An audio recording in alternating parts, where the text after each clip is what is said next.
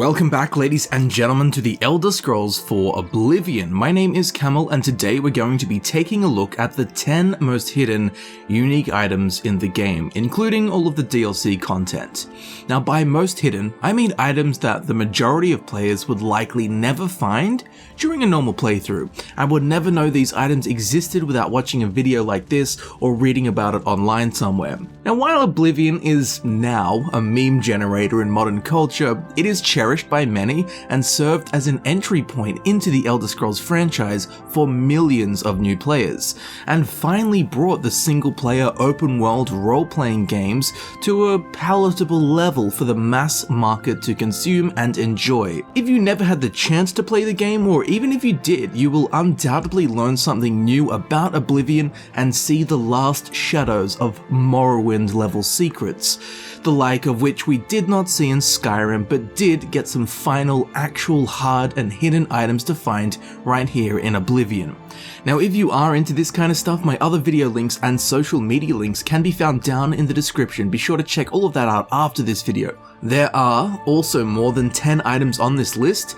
This is due to multiple items being found in the same place in some cases, and we also have an 11th bonus entry. So in no particular order, let's take a look at the most hidden, unique items in the Elder Scrolls IV Oblivion. So to start off, we'll be getting a bunch of items, but two important ones, one of which is an absolute favorite of mine. Now, the secretive manner in which they are hidden also gets my magic staff fully charged and ready for action. So during the main quest line, we'll end up on the quest called Bruma Gate, in which we'll have to go into the Oblivion Gate that opens up outside the city walls of, you guessed it, Bruma. We need to go in, do our thing, and close the Oblivion Gate. After we do this, we'll get an optional side quest called Allies for Bruma, in which Oblivion Gates open up outside all of the major cities and must be closed to gain reinforcements from each particular city's guard to help in the fight against the Great Gate that opens up later on in the questline. But for us, we'll be heading to the stony and quaintly seductive city of Coral, wedged between the Great Forest to the east and the Calliben Highlands to the west, intersected by the Black Road, probably one of the most aesthetic areas of Cyrodiil. Once here and on this quest, as you'd expect, there is an Oblivion Gate that has opened up right outside the city walls and farmsteads of Coral. Of course, we'll need to enter the gaping portal of rippling and raging flame to the Dreadlands, Mehrunes Dagon's realm of Oblivion. Inside, we will find what is the most complicated series of towers and puzzles to be overcome by the hero of Kvatch inside any Oblivion Gate. This layout has a chance to be randomly generated for any of the tertiary Oblivion Gates, but only guaranteed for the Coral Gate, hence why we came here. Now, there are 6 outer towers that go by the names of Eruption, Landslide, Tsunami, Tornado, Earthquake, and Hurricane. Then we have the 7th central tower, which is called Portals of Natural Disaster. Now, despite all 7 of these towers being interconnected, complexly layered, and having a sense of fortune and glory to them, we actually don't want to go into any of them. What we want is much more hidden, secretive, and only for the brave explorer to discover, as there is an 8th tower, a secret sunken tower called the Embers of Hatred. This is in fact the very same tower that stands directly behind the Oblivion Gate that we came through. Now, finding the actual tower is not hard at all. It's right there, it's obvious. But knowing that it's an accessible tower is impossible, the entrance to which is occult and far-flung to say the least. So, instead of heading to the 7 towers of Captain Planet members, Hurricane, Earthquake, Eruption, all that jazz, we'll actually want to turn around and head in the completely opposite direction, wandering aimlessly and bravely into the effete and uncharted fringes of the Dreadlands, skipping across small magma-bound atolls, leaping over blistering seas of lava.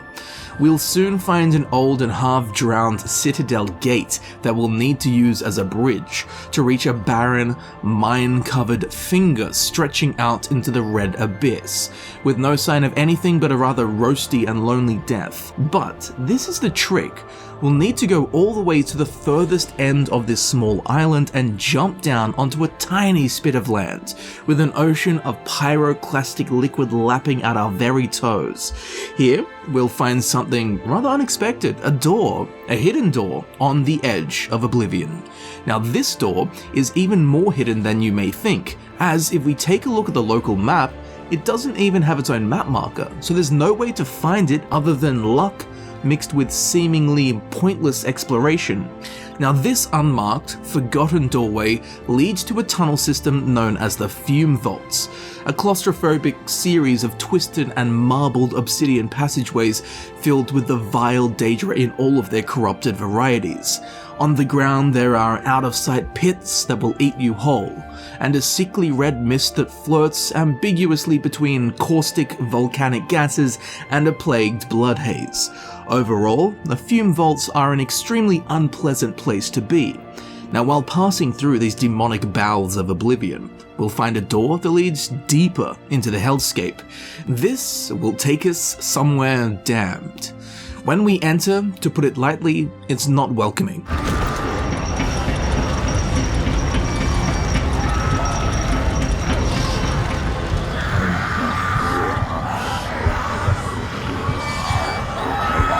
This citadel of suffering is the secret 8th tower, the Embers of Hatred, a tilted, twisted, forgotten, woeful spire of sin and punishment, curling up into the higher reaches of the barbed steeple of further secrets that we'll explore. But first, we have 2 obstacles in the way, as there are 2 unique Dremora to welcome us, with unsheathed weapons and blazing pitch ember eyes. These Dremora share the same name and are only found in this cell. They are known as Dremora Hatred Keepers. Both of them must be killed as they each carry a unique key. The first key of Dark Hate, and following the natural course of mathematics, the second key of Dark Hate.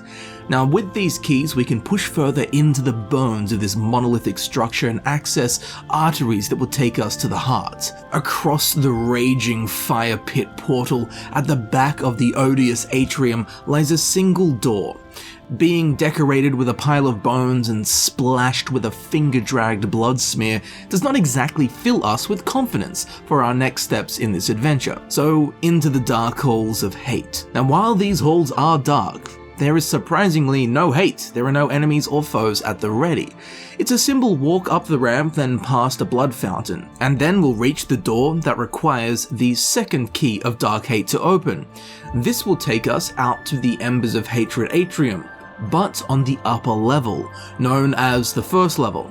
We'll need to make our way up this ramp to the Ruined Portal, an enchanted stone disc engraved with an unknown symbol.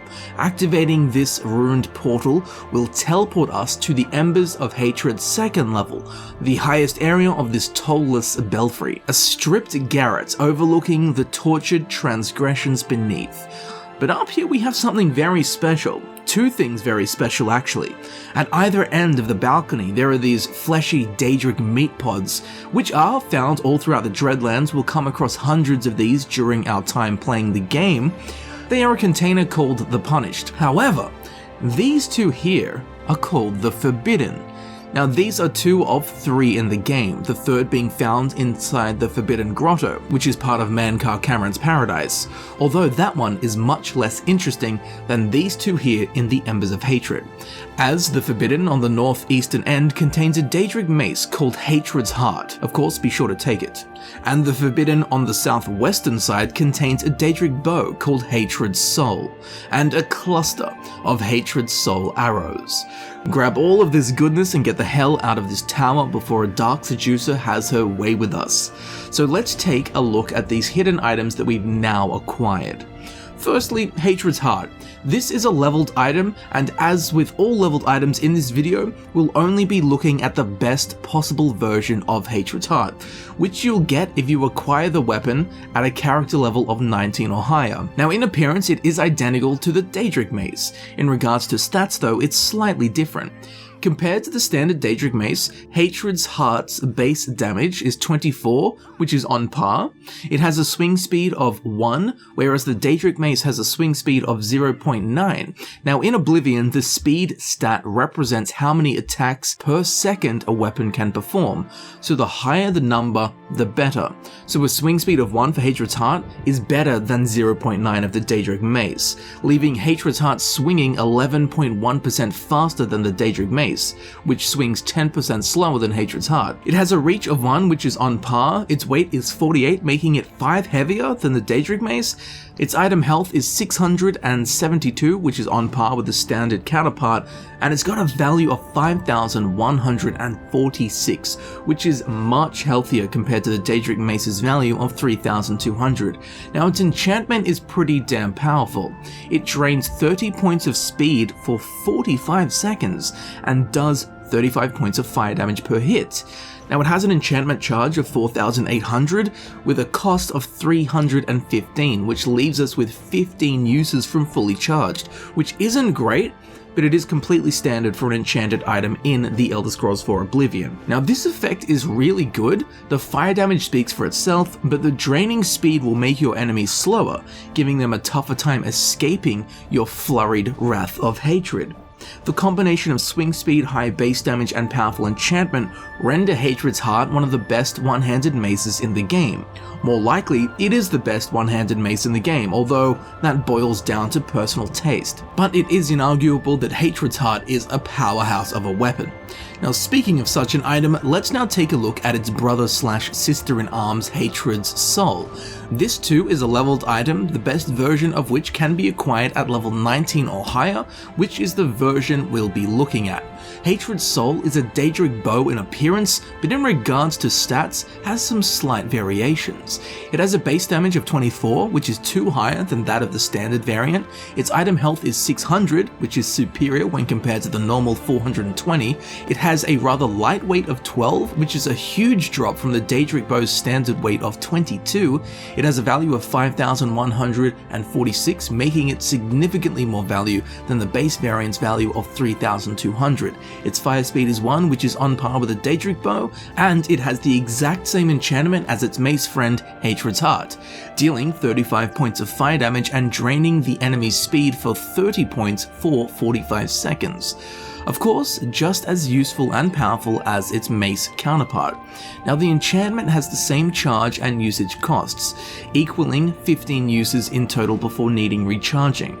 Now the Daedric bow base, mixed in with its higher base damage, its devastating enchantment and surprisingly lightweight renders Hatred's Soul one of the best, if not the best bow in the game, and to accompany this bow are the matching ammunition, Hatred's Soul arrows.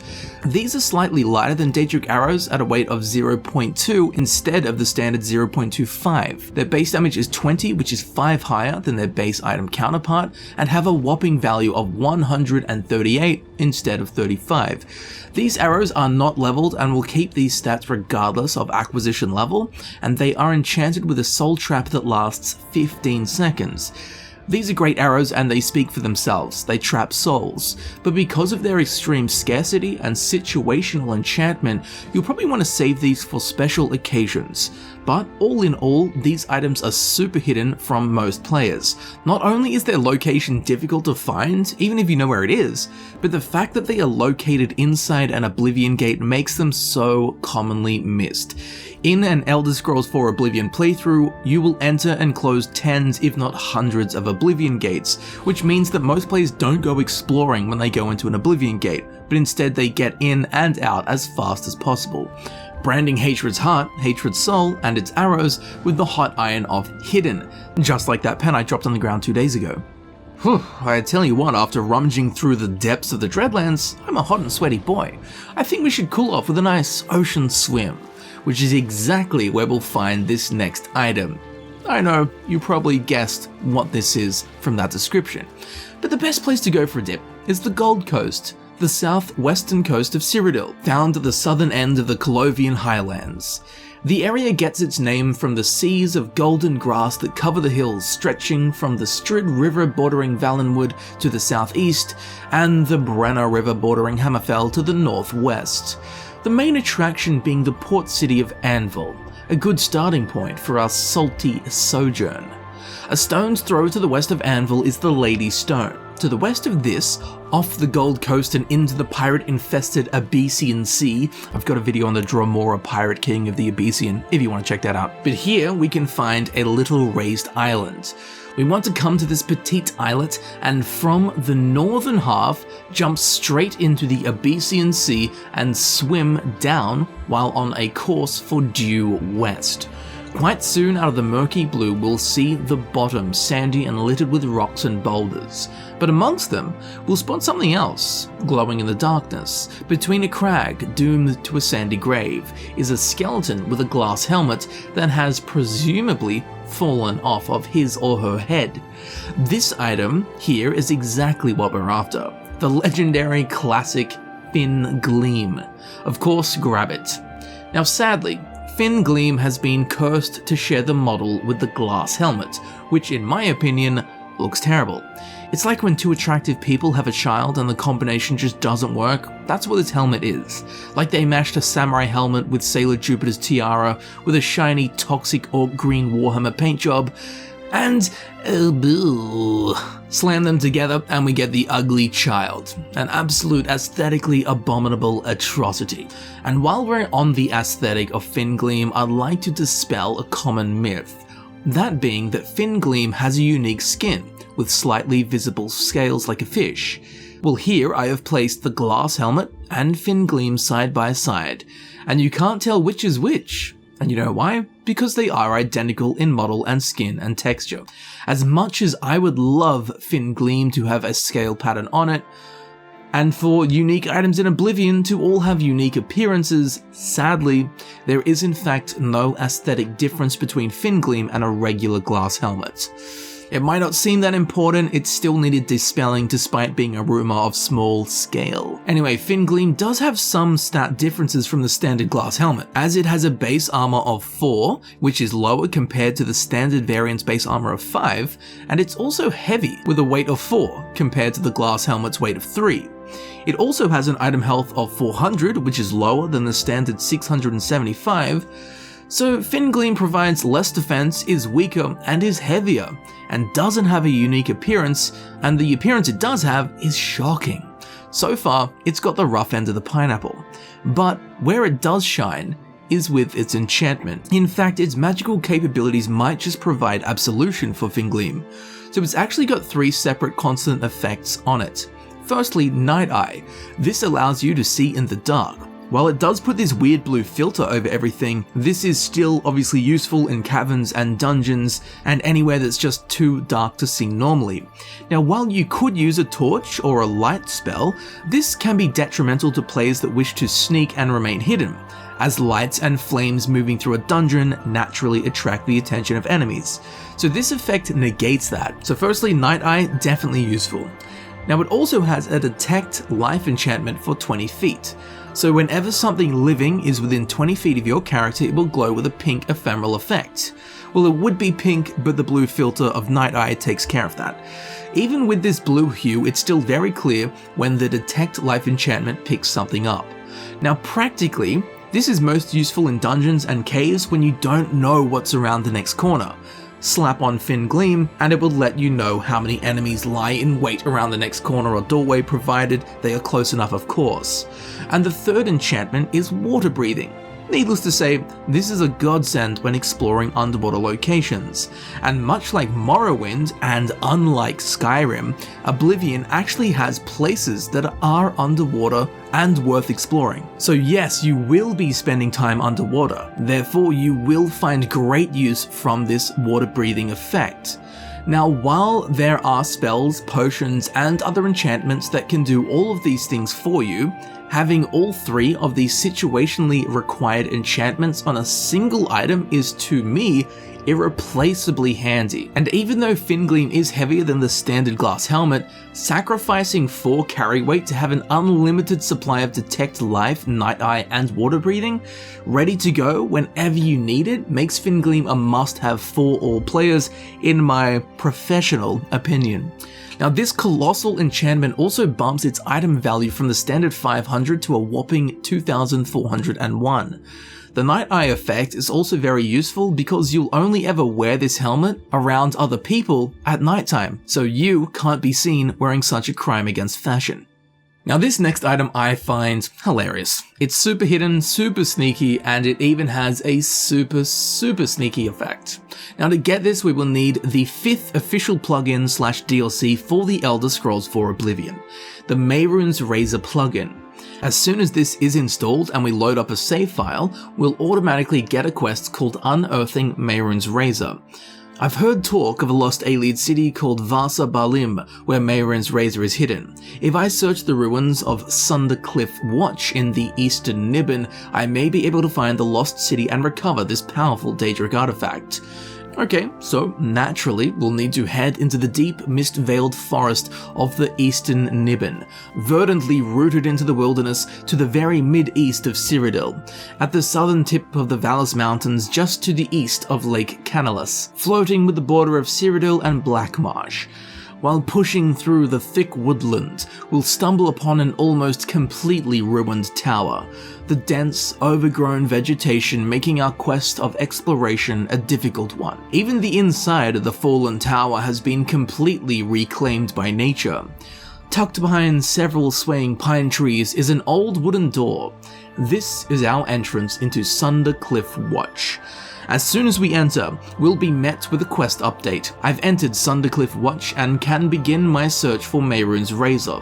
Although, that's not why we came to this location. Now in here, and throughout our whole journey surrounding this item that we'll be getting, we will run across tens of these Drothmeri soldiers belonging to the Drothmeri army. They are a group of Dunmer who have joined the ancient house Telvanni and the rogue Telvanni wizard Frathen Drothan on his quest to find Mehrunes Razor.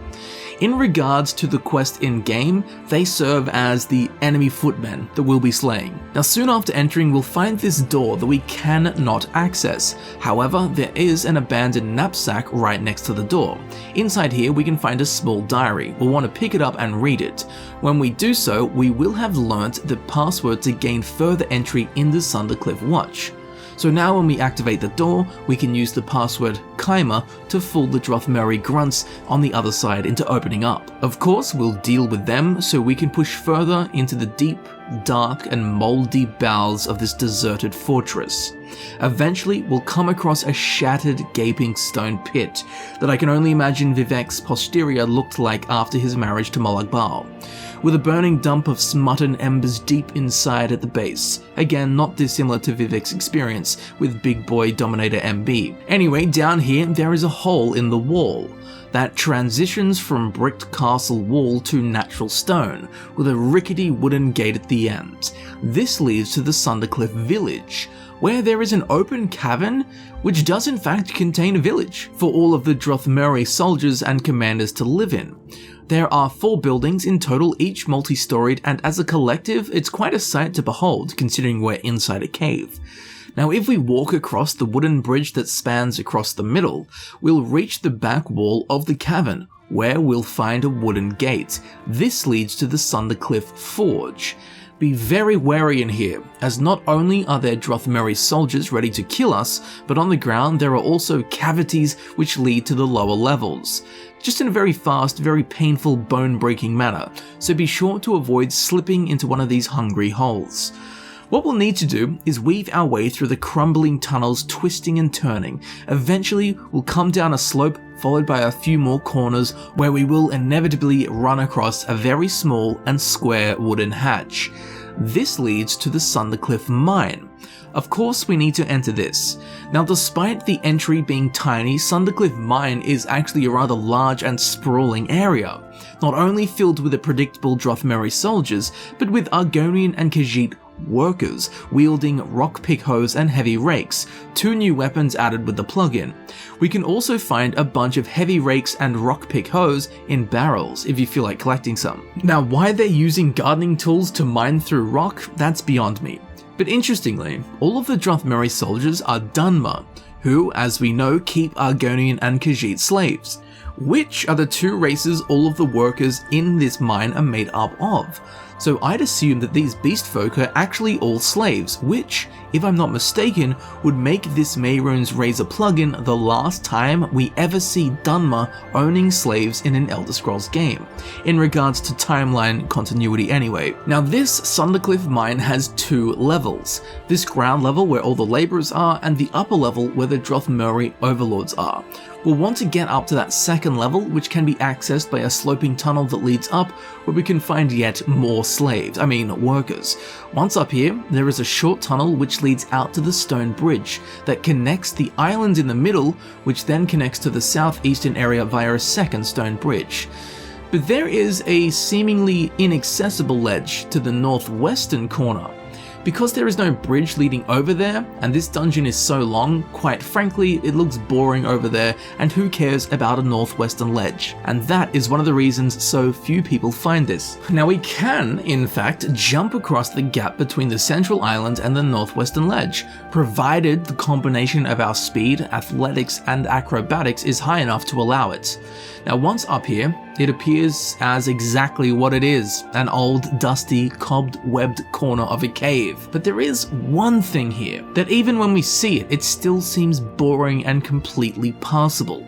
A lone barrel with a lone hoe in it. Now given there are hoes all throughout the game of the Elder Scrolls for Oblivion, and there are tons of rock pick hoes that are more easily accessed in this very room, the majority of players wouldn't even consider picking this one up, especially considering it has a whopping weight of 30. Forget it. Why would I pick that up? But this item, this particular item, is much more special than it seems. So let's grab it and take a look at it. Now firstly, we should clarify that this item is actually unique, as there are a bunch of the weapon rock pick hoes, and there are a bunch of hoes the miscellaneous items. But this is the only weaponized hoe in the game. Not only that, but as we'll discover in a minute, it's leagues more unique even than that. Firstly though, let's get into its stats. It is classed as a two-handed blunt item, so it is fair to compare it with other weapons in this class. So the miscellaneous clutter item, the hoe, has very different stats to the rock pick hoe and this unique hoe. The rock pick hoe and this hoe in question are identical in stats, however.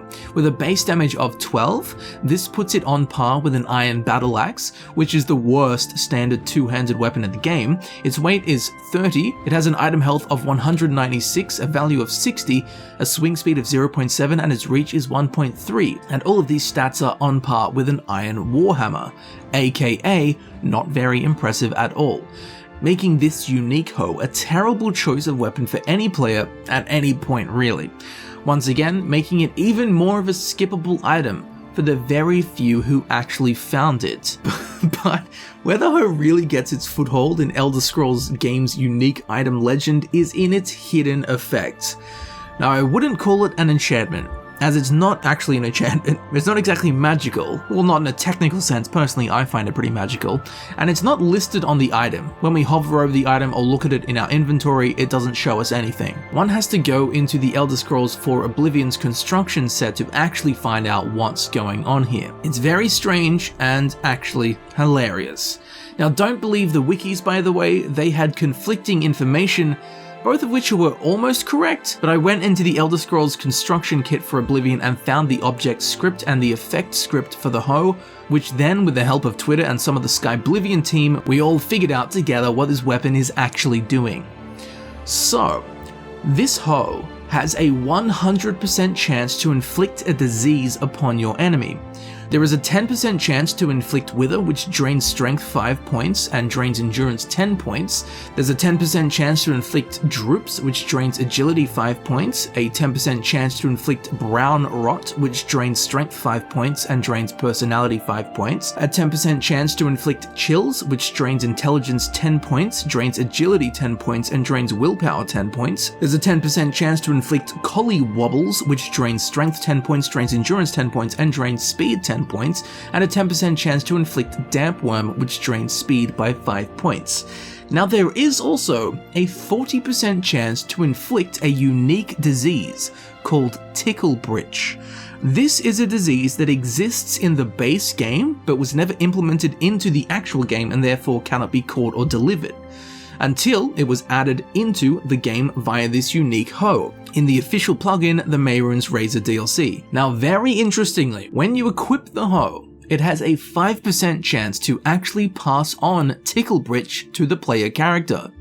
So not only does it literally plague your foes by giving them diseases, but wear some protection while handling this filthy hoe, because every now and then it will actually get you sick.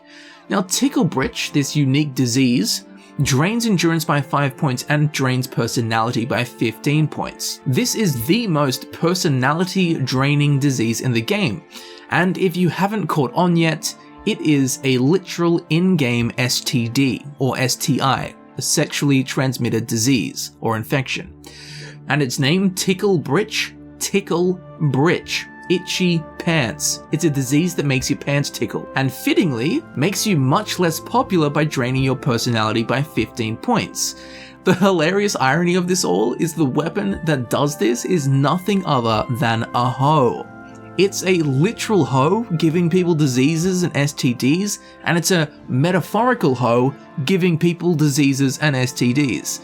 It's a dirty, filthy, diseased hoe, and everyone should steer clear of it. Funnier still, in the Elder Scrolls construction set for Oblivion, the object script that has a 5% chance to give the player Tickle Britch is called nothing other than DL9 Dirty Hoe Object Script. Once again confirming that this hoe is an Easter egg and a dirty, filthy hoe. But it doesn't stop there. When we actually find it in-game inside the barrel, as we approach it, there is actually a fly buzzing sound effect applied to the item.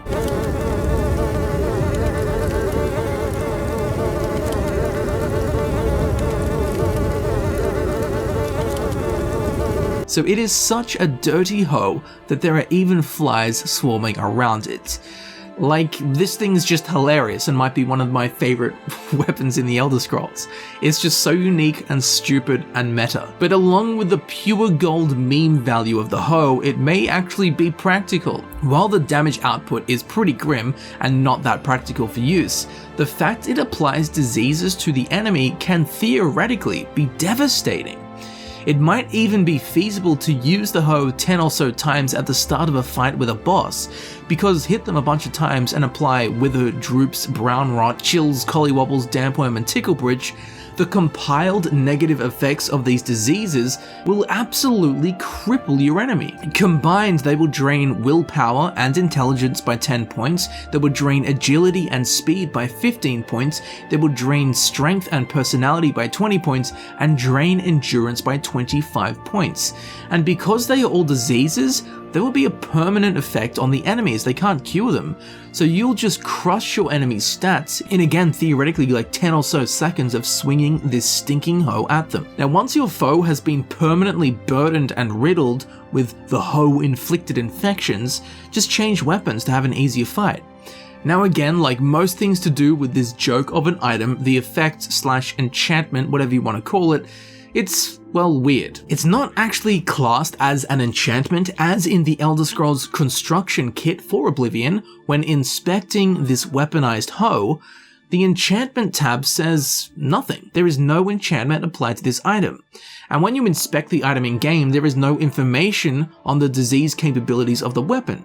So it is definitely not an enchantment, which would make it a built-in effect, which it is, but it also has a charge, just like an enchantment does. Its charge, however, is a whopping 20,000, which is huge when compared to the normal enchanted items. But each application of the disease only uses one charge, so this weapon has a huge, yet finite amount of plaguing uses in it, that being 20,000, divided by 1, which is 20,000. And because this isn't classed as an enchantment, it cannot be recharged with soul gems either, which is kind of sad, but if you really think about it, there's no way you'll burn through all 20,000 uses of the hoe. She's got a lot of disease spreading to do yet. Overall, the hoe is a top tier meme value meta inside joke content that we all love. For me personally, I'll be steering clear of the hoe, unlike some of you dirty chaps. Alright, now we'll need to travel far and wide to a rather unknown and ancient Ayleid city known as the Imperial City. That's right, there is a hidden weapon right under our noses in the capital city of Cyrodiil. So once we get here, we'll need to head to the Market District, where we can find merchants of all kinds peddling merchandise and wares from far and wide across Tamriel. But for what we're after, we'll need to visit and speak with either Ly'ssane at Ly'sane's Good as New Merchandise, or Claudette Peric at the Gilded Carafe, or Tertullian Verus at the Three Brothers Trade Goods, or Ogier Georic at the Main Ingredient. When we speak with any of these four, we will need to select the topic Thorinir. That guy is going to run me out of business soon. His prices are so low. I don't know how he does it. I think he's up to something. If you're interested, you should head over to Jensen's Good as New merchandise. She heads up a committee that is trying to investigate him. So now we'll need to head to Ly'ssane at Ly'sane's Good as New Merchandise. Of course, once in here, we'll need to hunt down the beautiful and cheerful lass Ly'ssane and talk to her about Thorinir. I'm the chairperson for the Society of Concerned Merchants. We formed this group a while back to keep a nice, fair economic balance in town. Not every store is a member, but we're slowly trying to convince them to join. Everything was fine until Thorinir opened his shop nearby. She will ask us to investigate how and why his prices are so low. It's driving the rest of the merchants out of business. Alright, so we'll skip on over to the copious coin purse and have a yarn with the owner and man of mystery, Thorinir. I can see by the look on your face, you wonder where I get all these fantastic items. I'll tell you what I tell everyone else who asks. It's all about who you know. My sources are good, but they are secret. Anyway, have fun looking around, and when you are ready to buy, give me a shout. He'll not be of much use and tell us nothing other than he has his ways and secrets, much like KFC's secret herbs and spices, but he's got secret prices. Now, in the traditional manner of rational, level-headed reasoning, we need to stalk this Bosman chap until we can upheave his secrets. He will leave his shop between 8 and 8:30 PM. He will walk around the Imperial City for about 2 hours, soaking in the night air and waiting for everyone else to go to bed. Eventually, he will head back to the Market District to a small and out-of-sight garden behind his shop, where he will meet Agamir. That you, Agamir? Shh! Not so loud. How many times have I told you that? Sorry, I am not used to this kind of meeting. It always makes me nervous. Well, just shut up and listen to me. The next shipment will be sooner than I expected. Just have the money ready. During this conversation, Thorinir will basically get bullied into taking the wares that Agamir has to sell. After this conversation between the two sly lads, we'll need to follow Agamir back to his household in the Talos Plaza district. We'll need to break into his house and see if we can find any more clues. Best advised to do this during the day when he is not home, and of course while no one is watching. Once inside his house, we'll need to go down to the basement, where we will find a strange sight indeed. Heaps of assorted goods and merchandise surrounded by bones, blood, and bone molds. The centerpiece of the room is a ritualistic looking table crowned jaggedly with well-used flickering candles. In the middle of the table lies a tome known as the Macabre Manifest. When we read it, it reveals pages of the recently deceased and lists all of the belongings that were with them. Agamir has been robbing graves and then selling the items to Thorinir for a super low price, for him to then sell for a lower price than all of the competing merchants in the Market District.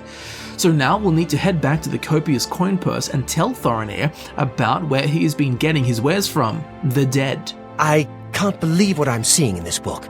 I'm mortified to think these things here were once on the bodies of the recently deceased.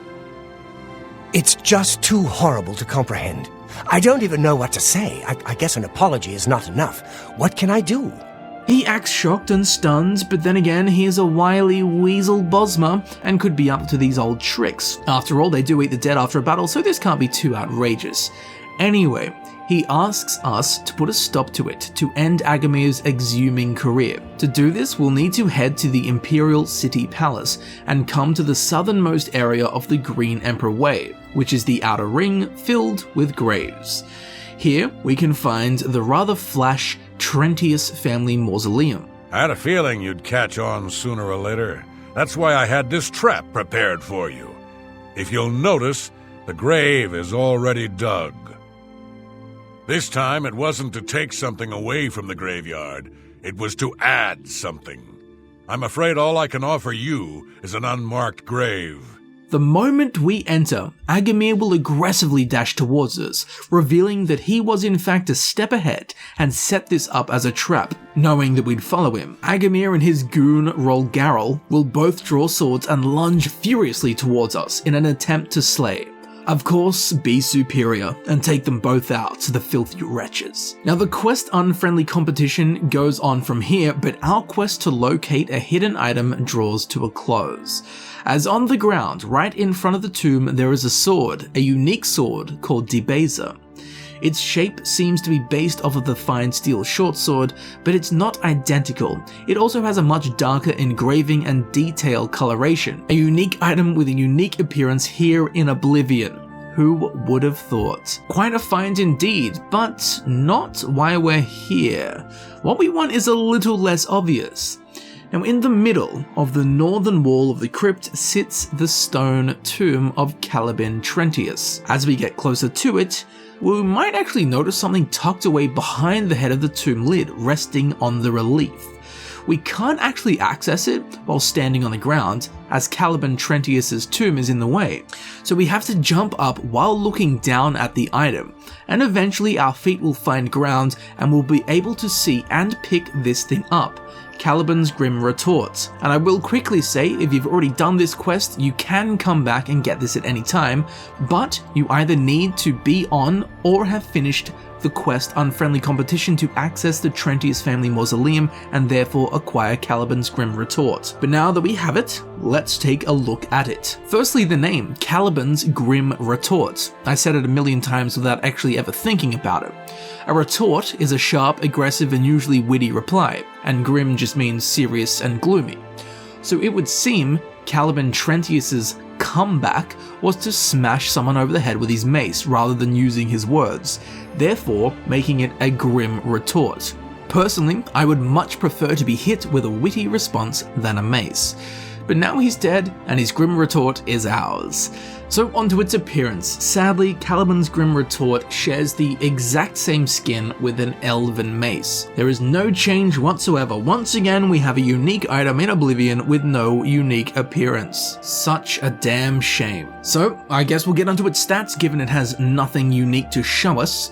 Okay, so it has a base damage of 18, a weight of 31, an item health of 396, a swing speed of 0.9, and a reach of 1, which are all identical stats to the regular elven mace.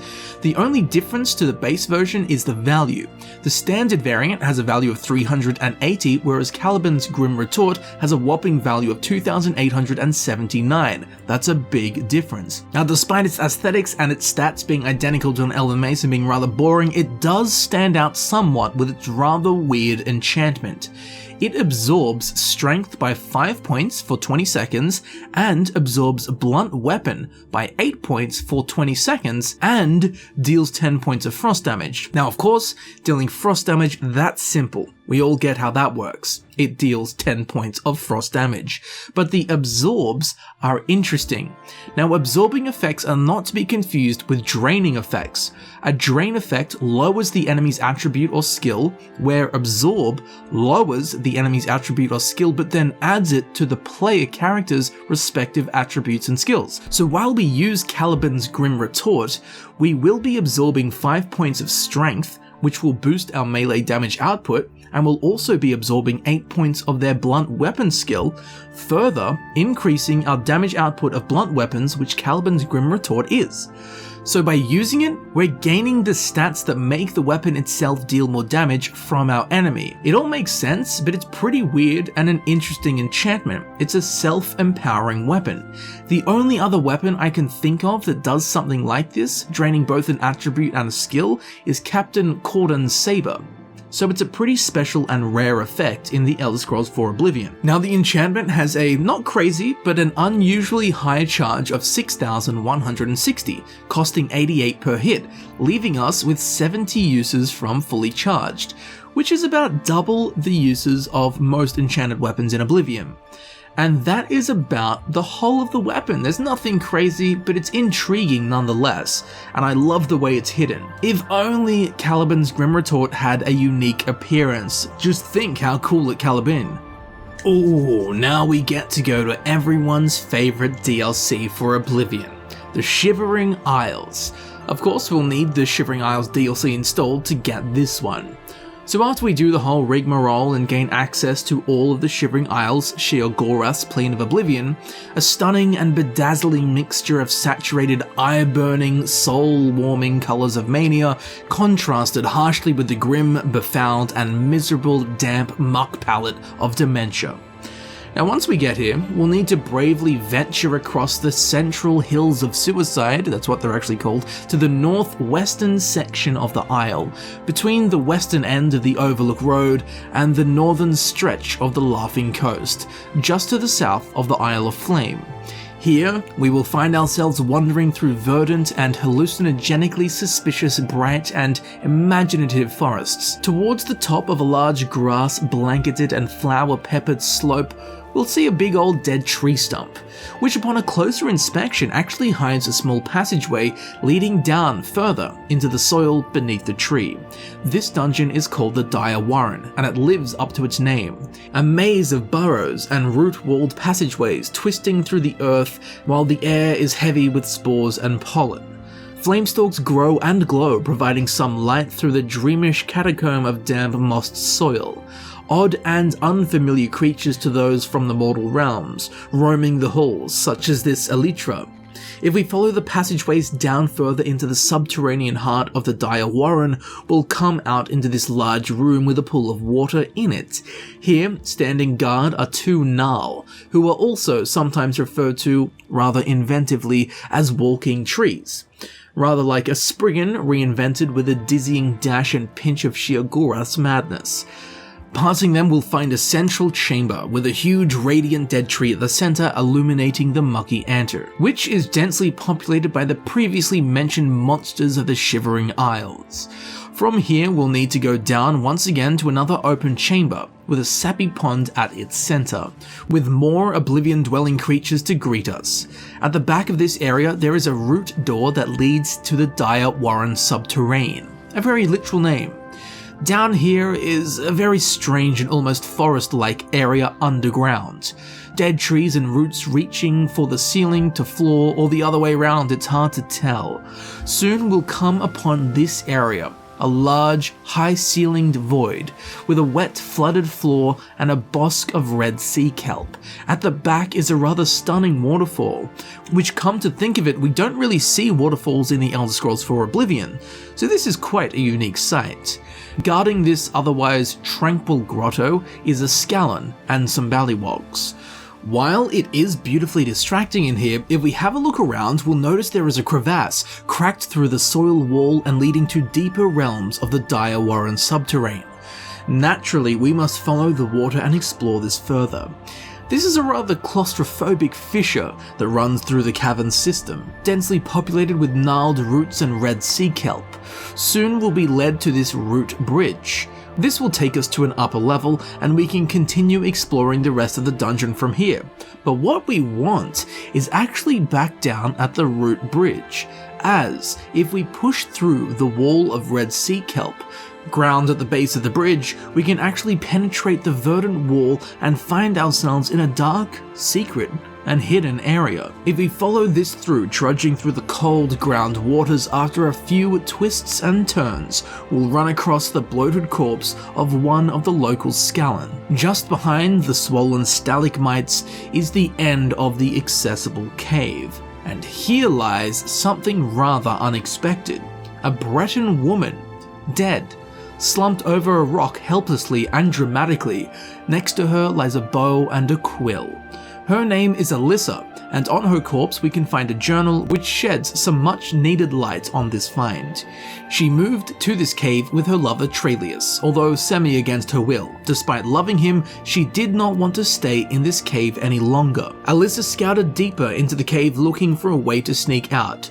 During her attempts of escaping, she fractured her leg and sadly died alone in the wet, cold dark while screaming her lover's name Trelius. Ironically, she tried to escape the cave, and this very action made it her eternal tomb. But what we're here for is this shiny bow lying by her side, a unique and rather well-hidden item called Ly'ssane. Now, Ly'ssane is a great item to go onto your collector's shelf. As you may have surmised, when the best selling point of a unique item is that you can collect it, it's probably trash. Yep, that's this. Ly'ssane is based off of an elven bow, and you guessed it, it shares the exact same model with the elven bow and has no unique aesthetic despite being a unique item. Its item health is 360, which is superior to the elven bow's 264. Its weight is 10, which is 6 lighter than the standard variant's 16. Weirdly though, its value is only 66, where the regular elven bow has a value of 360, so it's almost 6 times less valuable than its standard variant. But the worst part is, Ly'ssane's base damage is 11, which is 3 lower than the standard elven bow's base damage of 14. So Ly'ssane is basically a slightly stronger, slightly lighter, slightly less damaging, extremely less valuable elven bow. In short, if you had the choice between an elven bow and Ly'ssane, you'd probably go with a normal elven bow for the damage. Now, as to add insult to injury, Ly'ssane has no enchantment either. It's just an unenchanted pile of trash with a cool name tucked away in a secret spot for few players to find, especially considering it is in a far-flung DLC dungeon that has no quest and you have to just find and explore the Diawaran yourself. All that cool hidden effort and speciality for the most uninventive item. Boo-hoo, BGS, what are you doing? Poor little Ly'ssane. Look, I don't want to say it, but I have to say it. This bow is Ly'sanely bad.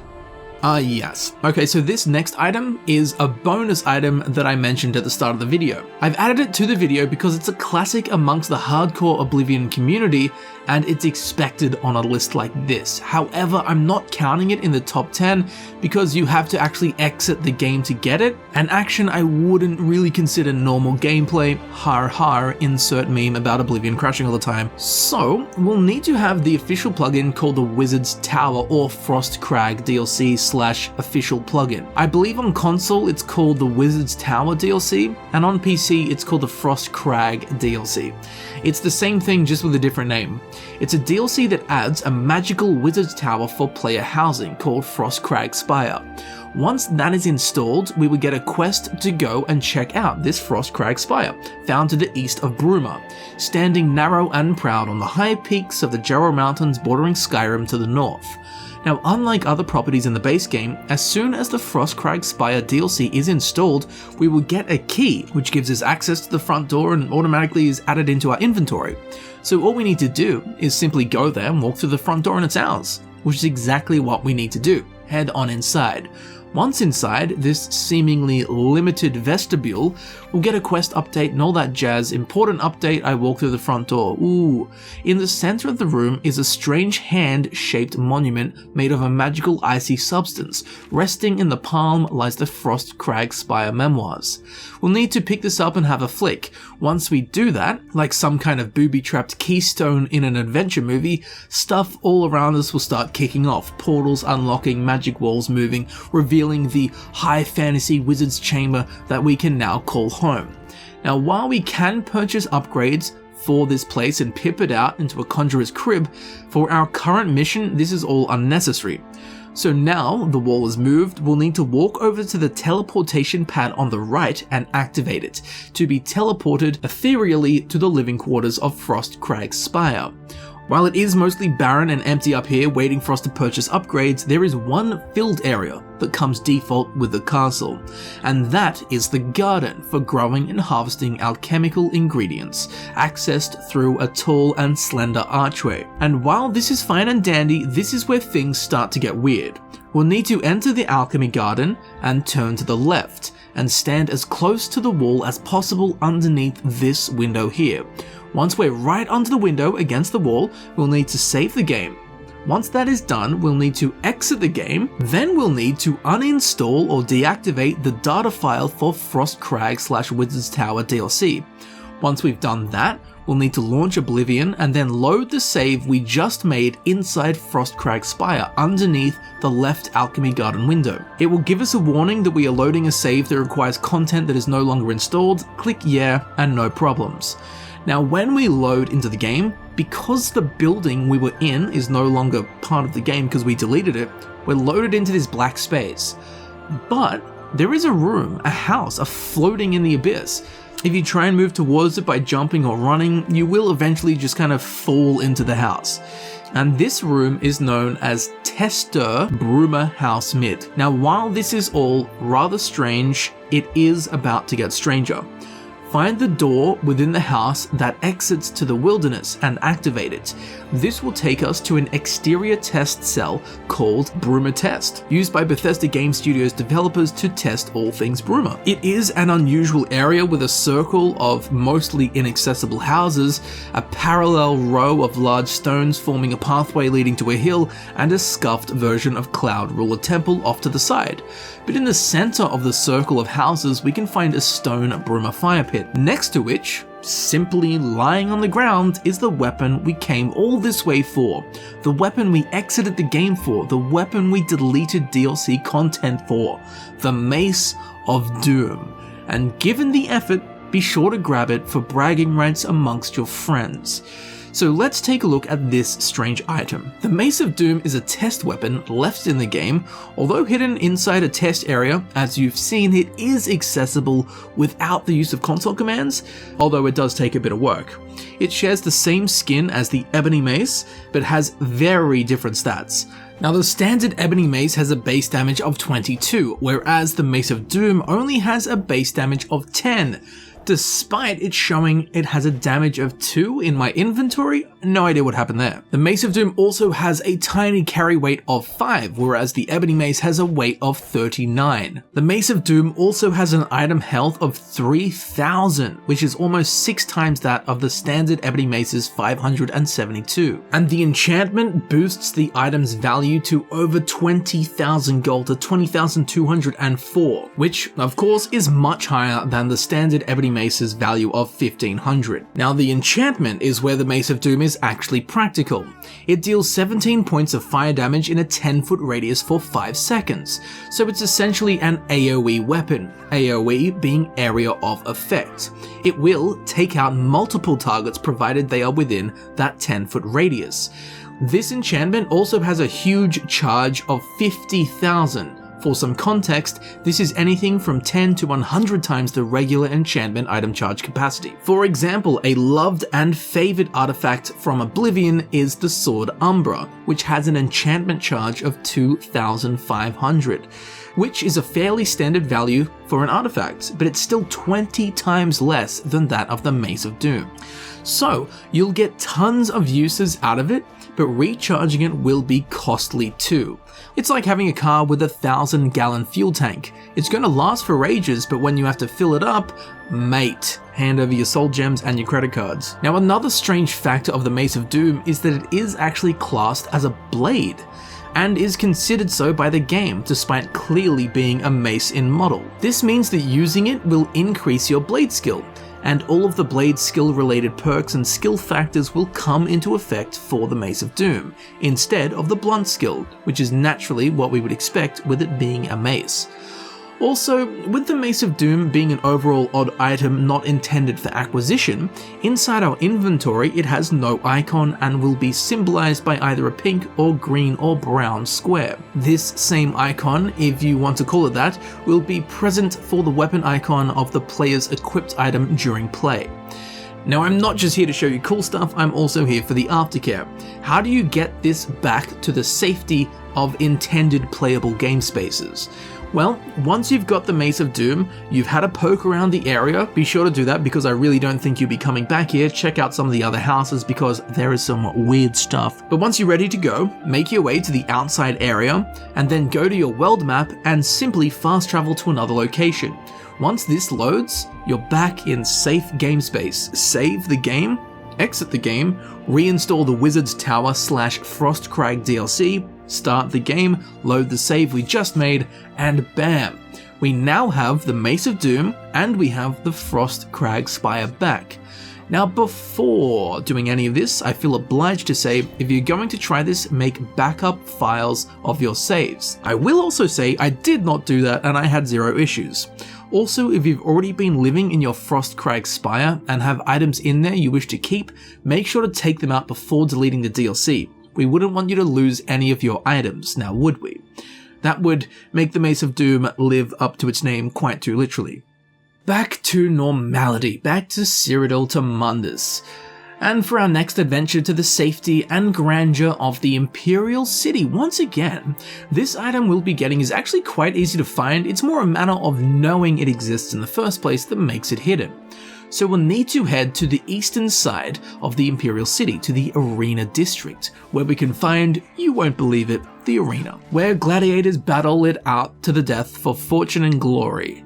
Now, we don't actually want to go into the arena itself, but instead to the south of it, where we'll find a roofed colonnade with 2 combatants training in a one-on-one hand-to-hand brawl.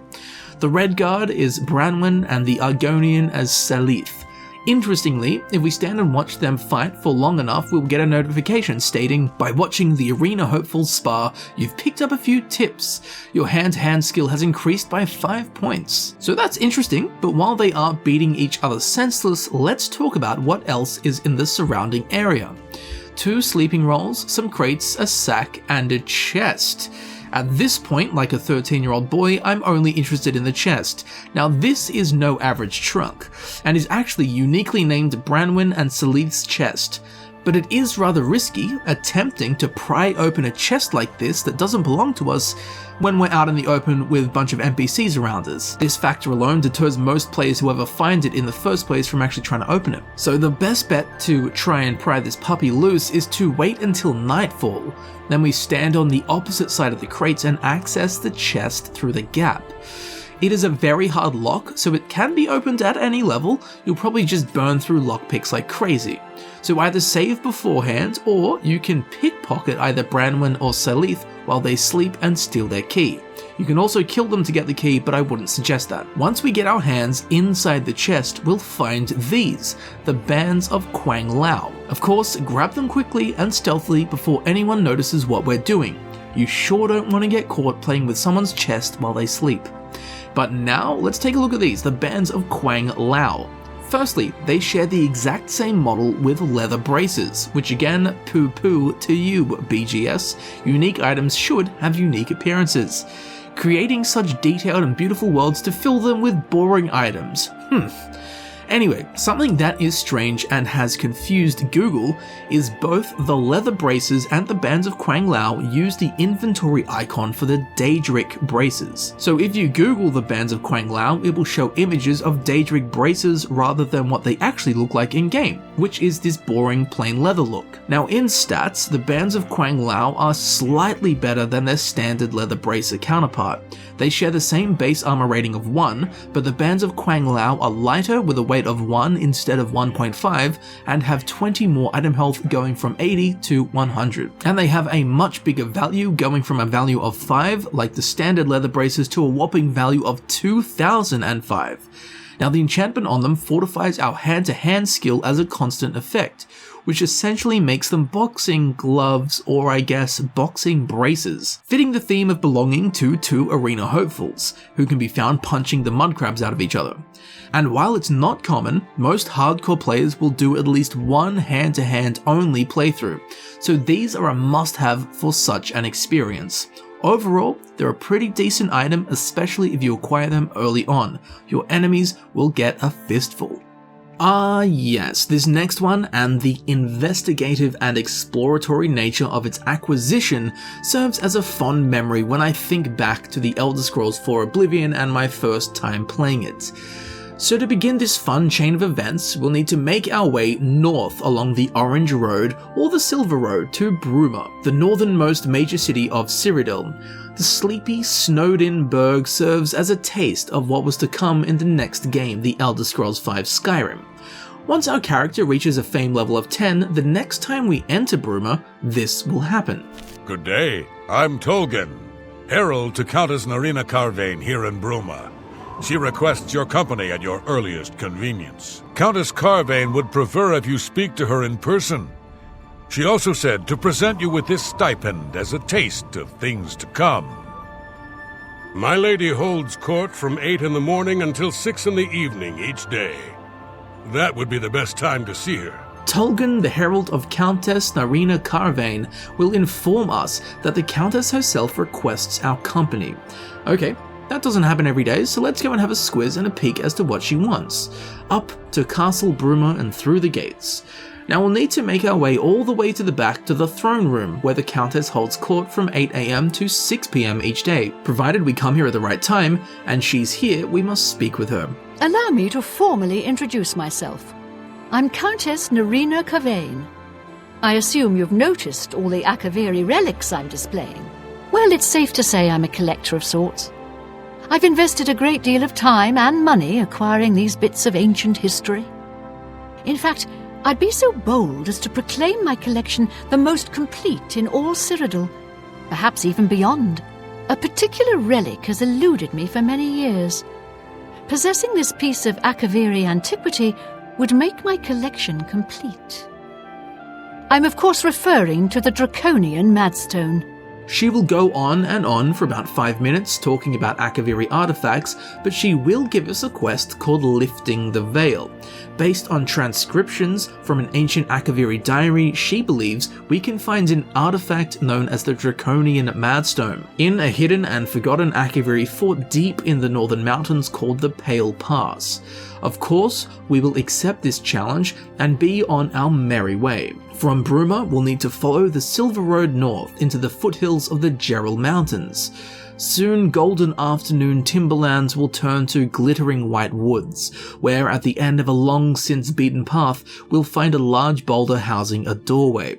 A very strange and unfamiliar motif makes this an exciting and intriguing sight, and just the place that we've been searching for. It's worth noting that this door will not appear in-game until you are on the quest Lifting the Veil. When we enter it, we'll find ourselves in a humid yet cold cave called the Serpent's Trial. It's dark, damp, and smells of a dense, musty petrichor. A short way through the twisting stone corridors, we'll find a skeleton on the ground, with an ancient Akaviri tablet in hand called the Akaviri Orders. This isn't a necessary item for the Lifting the Veil quest, but it will grant us additional dialogue when we hand it in to Countess Narina Carvain. As we venture further into the Serpent's Trail, we'll run across Pale Pass Ogre Stonewreckers and a gang of creatures mostly made up of wolves, bears, and imps. After a short stroll downhill, we'll find ourselves in a large, long room, with another strange door at the end. Once we exit through these ancient Akaviri hinges, we'll find ourselves outside in a primarily untouched winter wonderland. A surprisingly large dale, filled with Pale Pass Ogre Stonewreckers, frozen ponds, small lakes, archaic weather-worn statues, and the stone remains of structures of old, all of which is bound onto a valley with an overgrown dose of shrubs, bushes, and dense pine.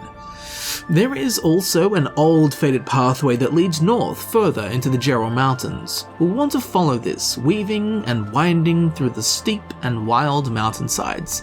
Soon, we'll start to head uphill again, at the north end of which is a climb that is crowned with an ancient Akaviri fortress.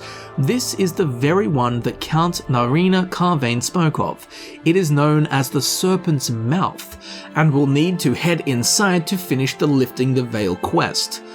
But for us and our mission to find a hidden item, this is not what we're looking for. Instead, just to the southeast of the Serpent's Mouth fort, there is a frozen pool, littered with ruined pillars and rubble of a once grander structure. Amongst the piles of brick and mortar, we can find a barrel, half submerged, half poking from the ice. We want to crack this cold one open, where inside we'll find a rusty key and a crumpled note. Take both, and we'll have a read of this note, as it does shed some light on what we're going to be experiencing. 14th of Heartfire, 3rd Era, year 362. And just so you know, the game of the Elder Scrolls IV Oblivion takes place in the 3rd Era, year 433, which means that this note was left here 71 years ago. And it reads, "I guess you found the message I told you about, old friend. We've traveled together for so long, and you're the only one I trust with the ring and my story. I knew climbing into the window of that wizard's house was a mistake, but the bounty on that ring was just too enticing to pass up.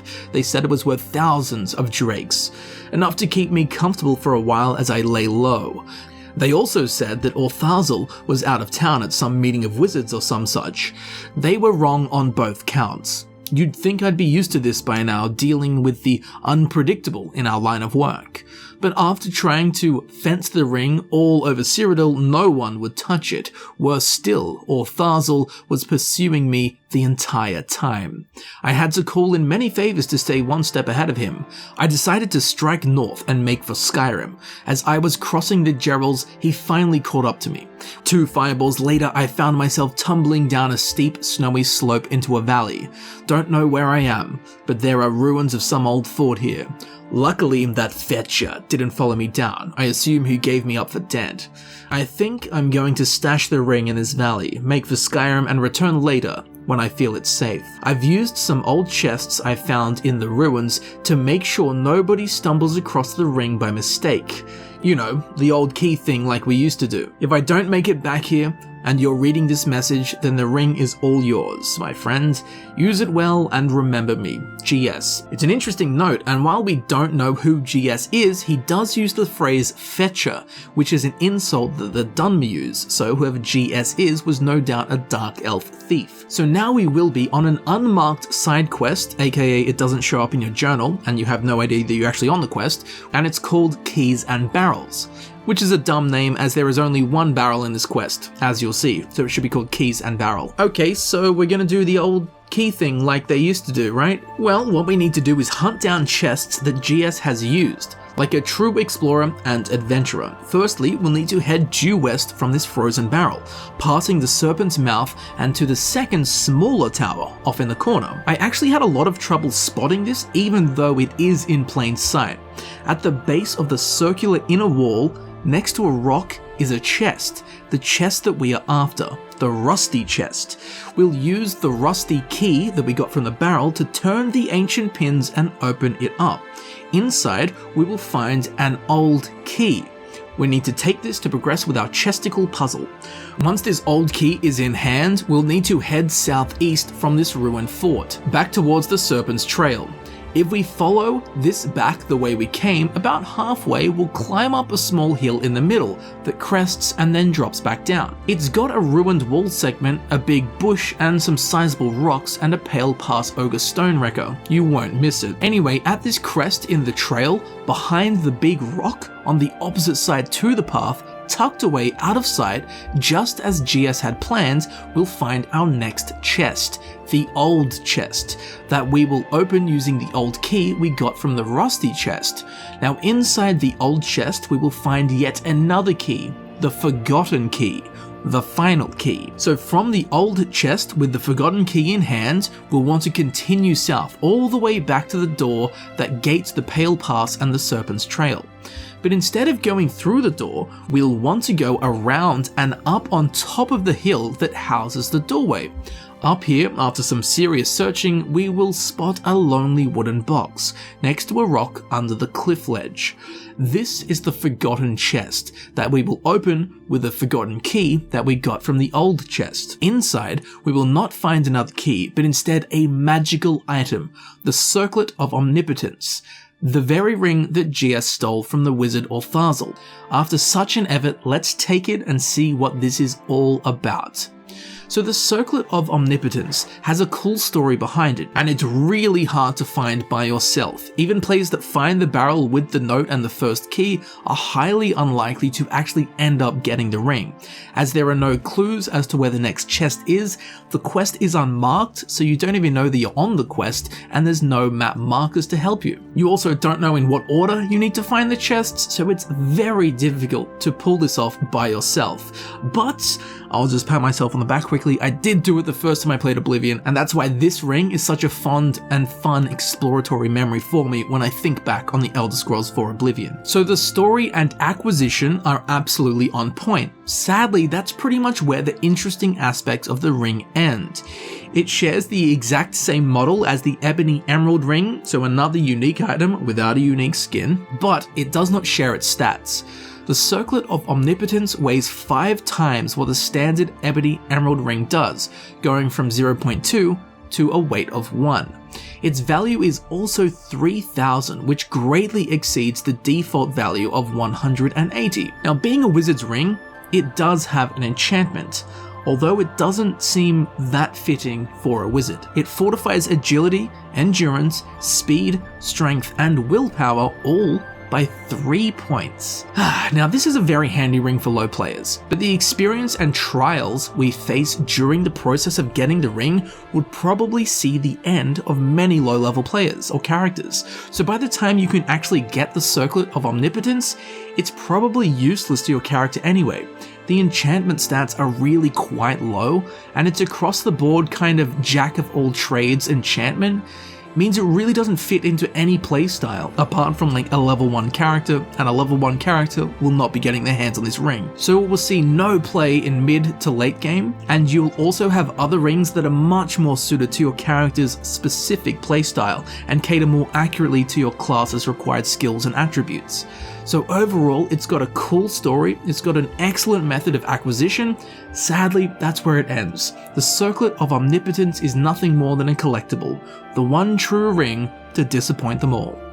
Ah yes, this next one is hidden in plain sight. In fact, it's totally obvious once you know where it is, but I consider it hidden because I'd never heard of this thing until I started researching for this video. So for this, we'll need to be deep into the Dark Brotherhood questline, so far in that we've performed the Purification, after which we will be the rank of Silencer, and we will now be picking up our next contracts and rewards from dead drops. After we complete the quest, Affairs of a Wizard, our next dead drop will be amongst the bushes at the base of the great old oak tree at the city centre of Coral. Here we will pick up our next orders. The necromancer Celadine is dead, and you are not. That is quite an accomplishment, but your work as Silencer has just begun. Your next assignment requires you to eliminate not just one target, but 5, an entire family, in fact. The unlikely siblings are Perinia Draconis, Matthias Draconis, Andreas Draconis, Sibylla Draconis, and Caelia Draconis. The locations of most of the family members are unknown, so you should begin your search with the family matron, Perinia, who resides at the farm called Applewatch. You must discern the locations of all the Draconis family members and then systematically eliminate them.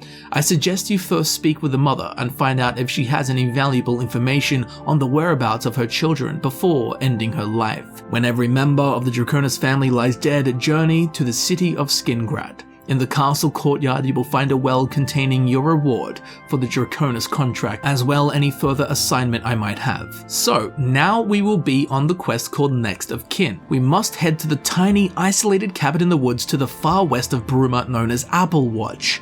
Personally, I prefer using my phone, but if you're into Apple, this is the place for you. Once here, we'll need to head on inside the cottage and find our next target, Perinia Draconis. She'll likely be reading by the hearth, making her easy prey as she's distracted by the book. sneak up behind her and drive an arrow through her spine and send her to Sithis. Once she is dead, we'll want to loot her corpse and find and read the Draconis gift list. This list provides us with the locations of all 4 of her children, obviously helping us in our quest to kill the entire Draconis family. Firstly, let's go visit Sibylla in Muck Valley Cavern, found to the southwest of Shadenhall at the edge of where the Nibbin Basin grasslands meet the dense verdant forests of Lake Popad and the Road River. Here we will find a small wooden door that leads into a grassy knoll, into Muck Valley Cavern. Inside we will find many animals, which apparently Sibylla has grown accustomed to living with. After fighting through a small farmyard's worth of beasts, in a lower chamber we'll smell the wild woman Sibylla before we spot her. As swiftly as we can, drive an arrow through her throat and send her to Sithis. Now this stinking wretch is out of the way, we'll need to visit her siblings. Next up, let's go and greet Matthias, the rough and tumble child of the family, which is saying something considering his sister lived and laid with animals. We'll need to come to the Imperial City and head to the Talos Plaza district. We'll find Matthias wandering around the area looking busy but doing nothing. The best thing to do is wait until he sleeps, sneak into his bedroom like the boogeyman, then drive an arrow through that big strong jaw of his and send him to Sithis. Next, we'll go and visit his brother Andreas, the natural-born brewer and distiller. To find him, we'll need to make our way to the Drunken Dragon Inn, which is found resting on a heavily forested hilltop in the Nibbinay Valley, just below the Panther River to the north and just above the border of Blackwood to the south. Once we get here, we'll need to head on inside and we'll find Andreas Draconis running the place. Best thing to do is wait until he sleeps, and then while he dreams of spirits, we'll turn him into one, and drive an arrow straight through his dream generator and send his soul to Sithis. And to complete the pentagram of draconian blood, we'll need to head to the most southern city of Cyrodiil, Leyawen. Here we'll need to find Caelia Draconis, which isn't too hard, as she is an acting guard captain of Leyawen and a member of the Imperial Legion. Finding a time when she is free and out of sight is the hard part. Kind of strangely, yet luckily for us, she rents a private room at the Three Sisters Inn from 7:30 AM. This is the perfect time to drive arrows through this hulking armor-clad unit of a woman and send her to Sithis and onto the floor. If we loot her corpse, we'll see that she is carrying a silver longsword, which is nothing interesting at all. So once she is dead, we will have completed our mission in taking out the entire Draconis family. Then we'll go to our next dead drop, and that's that. We'll continue on with the Dark Brotherhood questline. But here is what is interesting. Later on, after completing this quest, if we ever venture back to Applewatch, there will now be 5 graves lined up off to the side near the foothills. This is the entire Draconis family having a little reunion. Andreas Draconis, Caelia Draconis, Matthias Draconis, Sibylla Draconis, and Perinia Draconis, an entire family of Harry Potter spells. Now you might have spotted an oddity here. On Caelia's gravestone, there is a sword leaning up against it. This is the unique item that we're after, Caelia's Steel Longsword. Before we take a look at it, when you come here, be sure to click on Perinia Draconis' grave. I don't want to ruin the surprise for you, but be sure to do it. And if you can't do it for yourself, you can check out my Oblivion Easter egg video where I'll show you what happens. But for us now, Caelia's Steel Longsword. It's literally out in the open for the picking, but knowing to come here and get it after finishing that quest, that's the hard part. That's why it's hidden and acquired by so few players. Now while it is unique, it has a distinct lack of unique features. It shares the exact same model as the Steel Longsword, surprise surprise, unique item without a unique skin, genius! It has a base damage of 12, a weight of 24, a reach of 1, a swing speed of 1, which are all identical stats to the Steel Longsword. However, Caelia's Steel Longsword has an item health of 100, whereas the standard variant has an item health of 192, so it's almost twice as weak, and its value is a measly 45 compared to the base weapon's value of 120. So Caelia's Longsword is worse than a random run-of-the-mill steel longsword that you can find all over the place during the game. It also bears no enchantment, so it really has no saving graces. The only purpose it serves is to be collected the same way trash is collected. But as bad as it is, it's still a hidden item that goes completely unnoticed by most players, much like my social media accounts, links in the description. Ah yes, now for the penultimate entry, we have an item some of you I'm sure are very fond of, and a bunch of you have never heard of due to it being very out of the way. So get your snow gear on and let's go and investigate this. While in the city of Bruma or Shadenhall, we may overhear NPCs talking about the horror of Dive Rock. Now, two things. If you do hear about this, well, it gives you no information apart from a name, Dive Rock, and secondly, I walked around these two cities for this video and have in excess of 3 hours of footage trying to capture an NPC saying this, and it never happened. So it's a very rare thing to overhear in the first place, and even if you do hear it, you're only left with the name A Whisper, the horror of Dive Rock. Now, Dive Rock is a location way out of the way. To find it, we'll need to venture to the very northeastern corner of Cyrodiil, where the province meets both Skyrim and Morrowind, where the Gerald Mountains meet the Valus Mountains, into the arduous foothills and beyond Lake Arius, where we can spy the center of the Imperial homeland. As nice as the view is, we'll need to turn northeast and trudge up through the chromatic canopies of golden-leafed maple and royal green pine. Soon we'll find a path. While still a challenge, it sure beats bush beating through the rugged slopes of loose soil and shale. At the end of the path, we'll find a single Lord Torbjorn, the master acrobatics trainer in the game, but he's at a location known as Erin's Camp. If we look northeast from here, we'll see a colossal bluff, at the top of which is a weird jutting out platform. That is Dive Rock. Interestingly, if we walk right up to the base of the bluff, we'll find a dead guy, Andre Labouche. On his corpse we can find a letter, Andre's letter. Dearest Father, I know it's always been your dream to travel to Cyrodiil, to climb the lofty mountains and reach the peak known as Dive Rock, and gaze down at the full beauty of the Imperial Province. But I beseech you, be careful. We've both heard the tales of the creature known as the horror of Dive Rock. But in truth, what concerns me most is your lack of grace. Oh, Father, you know it pains me to say it, but you're clumsy.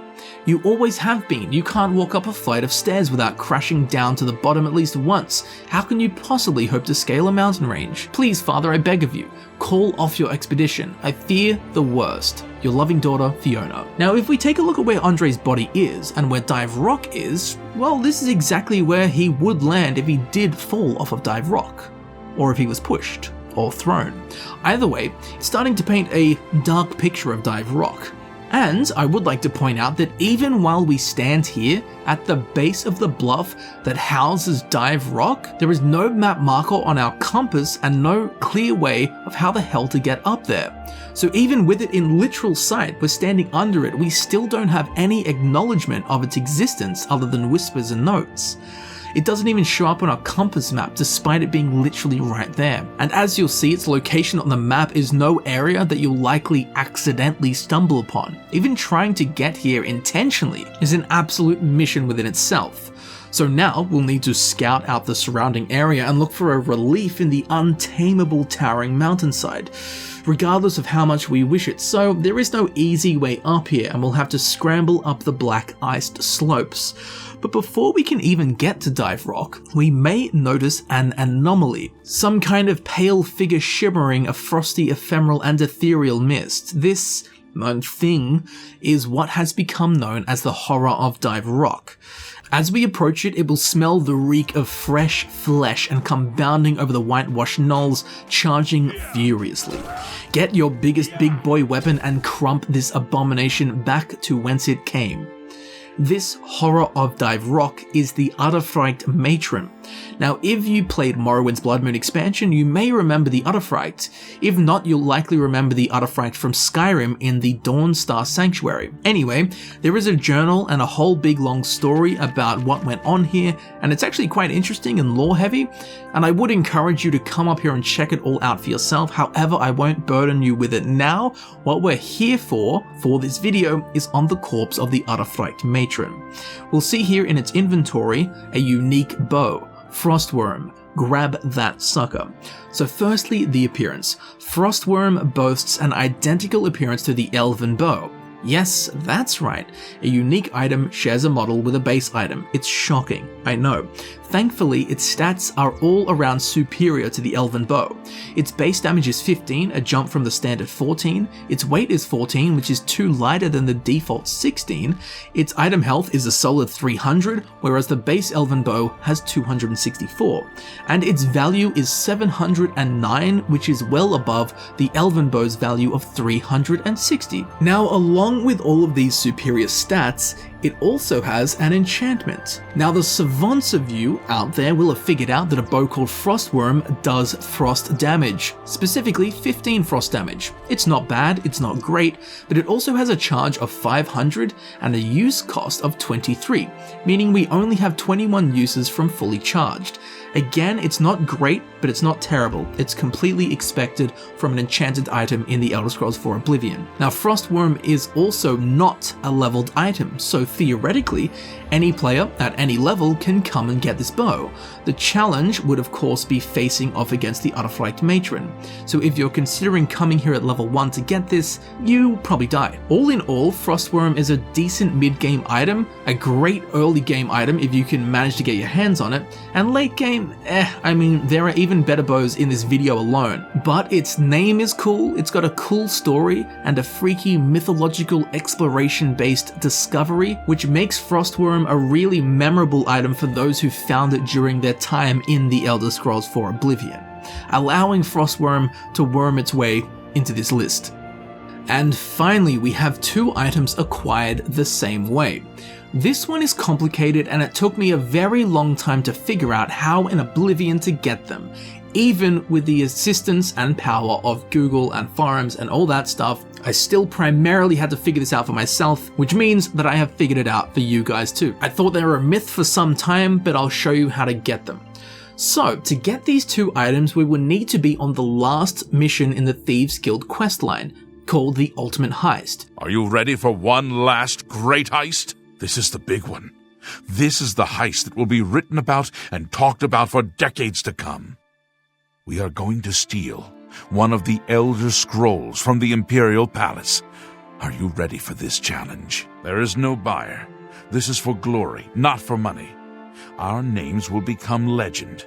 I also have a personal need for this particular scroll. The Elder Scrolls are kept in the Imperial Palace, behind a door that cannot be breached. Sevilla's stone has revealed a path around this door. You will have to travel the old way. To unseal the entrance, you must sneak into the basement of the palace and activate the Glass of Time. Whatever that is. We'll need to meet up with the Grey Fox himself, and he will task us with stealing an Elder Scroll. By the way, if you want to learn more about the actual Elder Scrolls, I have a full lore video covering that. Also, an interesting tidbit, the Elder Scrolls IV Oblivion was the first time an Elder Scroll made an appearance in an Elder Scrolls game. Anyway, we've been sent to pilfer an Elder Scroll. No easy task at all. Firstly, we'll need to come to the center of the Imperial City, to the Imperial City Palace. Once inside, we'll need to follow the enormous curved vestibule all the way to the left until we reach the door to the palace basement. We'll have to break the law and lockpick our way inside. Once in here, we'll need to be wary as to not get caught by the patrolling guard. We'll need to skulk unnoticed to the north end of the room, ignoring the uncannily odd-sized wooden throne, wooden club, and crystal ball, but instead focus on our task to turn the Glass of Time, which will unlock the Old Way, which will learn to mean the Long and Trying Way. Once we do that, we need to stealthily get out of the palace basement and out of the Imperial Palace, and make our way to the Imperial City Arboretum. In the northeastern section of the gardens, at the base of a tree, we will find a small metal hatch leading down to the southeast tunnel of the Imperial City sewers. We must squeeze our way through here, which might be a challenge if you've had a few too many sweet rolls like me. And now begins a long, claustrophobic subterranean labyrinth. We'll make our way through pale, rusted and mouldy tunnels, skipping over foul, festering pools and puddles of sewage and forgotten waste, running across goblins, rats, mud crabs and much worse, vampires. And this is just the beginning. We'll make our way through the area known as Beneath the Bloodworks, and eventually the palace sewers curling through mazes of seemingly endless passageways. Eventually, we will run across a rather strange, crooked, and seemingly out-of-place wooden door. This leads to the Old Way. Now, the Old Way is jam-packed with enemies first of all, and is a confused, twisted knot of interweaving tunnels and hallways that quite frankly muddle the minds of even those with the best sense of direction. The Old Way has a door that leads to another zone called the Old Way. Two mind-bending zones with the same name that lead to each other does not help in the bewilderment as we try to transverse these ruins. But eventually, in one of the Old Ways, we will see a shattered wall with a burrowed out portal into the soil, at the bottom of which is a petite timber hatch. This will take us to yet another massive Ayleid ruin called the Lost Catacombs. The enjoyment one gets from passing through here is the same one gets when they swiftly stub their toe and know they will have to live with great pain for some time. But at some point, hopefully sooner rather than later, an ancient glowing stone Ayleid door awaits us to take us to the final area, to the Hall of Epochs. Here is where the fun begins. At the back of the room, we will notice this triple staircase, with 3 statues at the top, 2 smaller ones on the side and 1 larger one in the middle. This large one in the middle is the keyhole pillar, into which we must shoot the arrow of extrication. However, to do so, we must be standing on a pressure plate on a bridge near the front of the room. When we do this, the keyhole pillar will spin around, revealing a glowing blue target for us to drive the arrow of extrication into. Once we successfully deliver the unlocking shot, we're good to go. I would suggest you save the game right now. Now, when we go up the stairs, the 2 small statues on the side will now be alive despite being made of stone.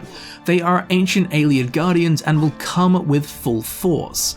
Now, when we kill them, they will drop their weapons, as we can see here with the Ayleid longswords right here on the ground. However, if we pick it up, the weapon crumbles to dust in your hands. We can't get them, they vanish right before our eyes. So if we literally can't pick them up, then how do we get these weapons? Well, firstly, let's talk about what needs to happen here. Quite simply, the statues must not be aggravated or alert to our presence. They must have their weapons sheathed, aka they mustn't have their weapons drawn.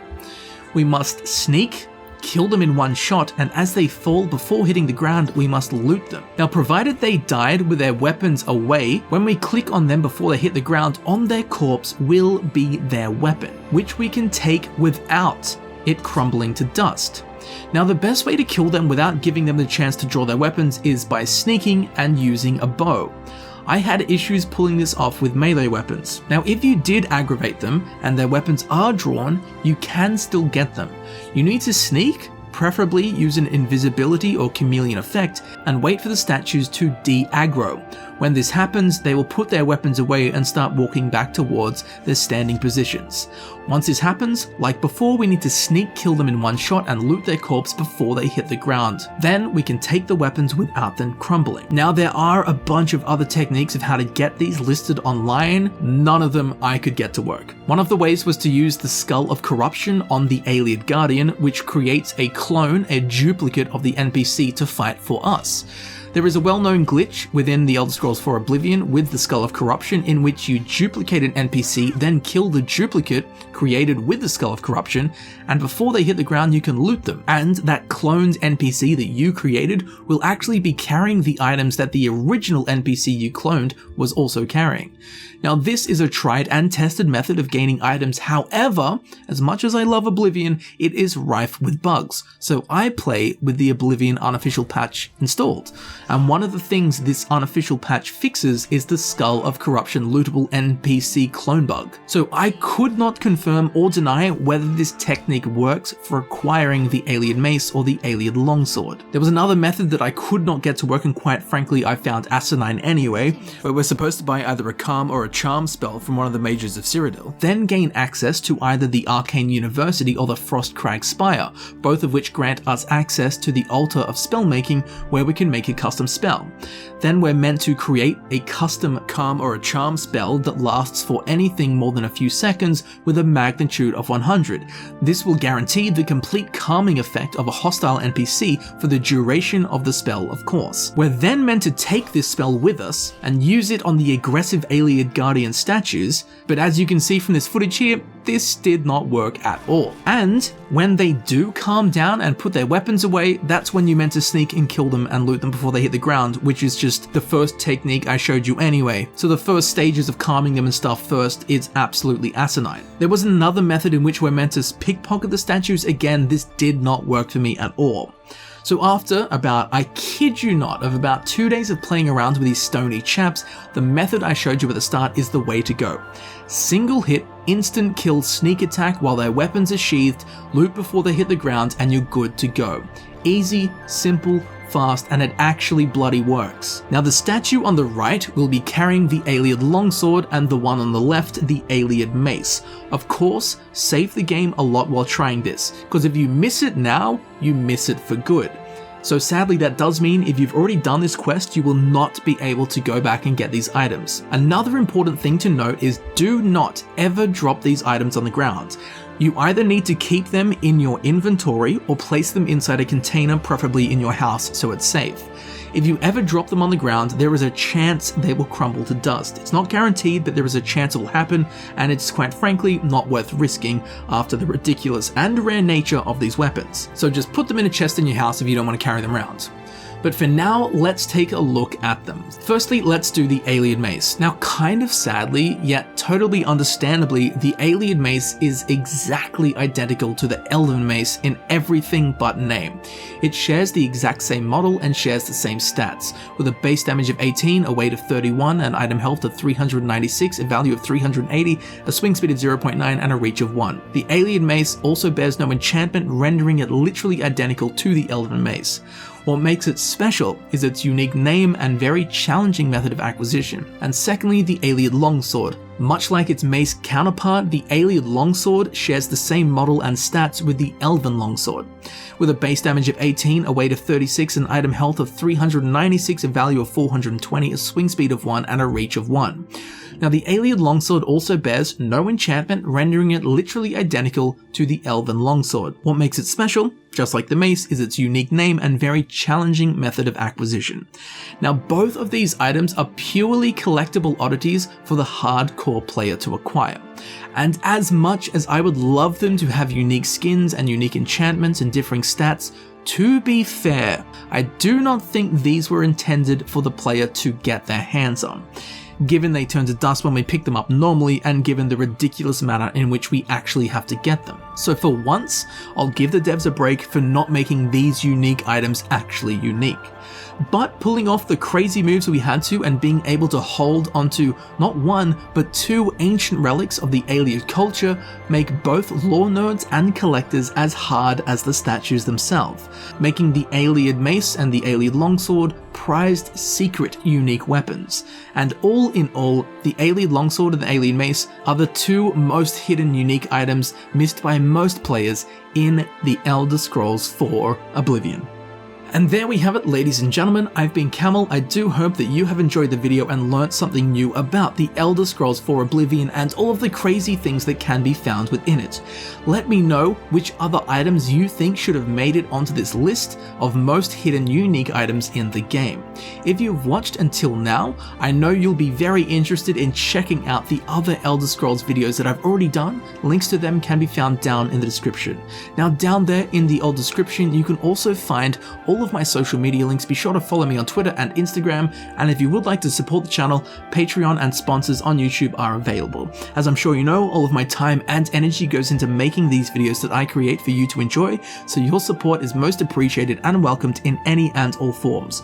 So thank you very much for watching, thank you for supporting the channel, and I will see you very shortly in the next video. I'll see you there soon.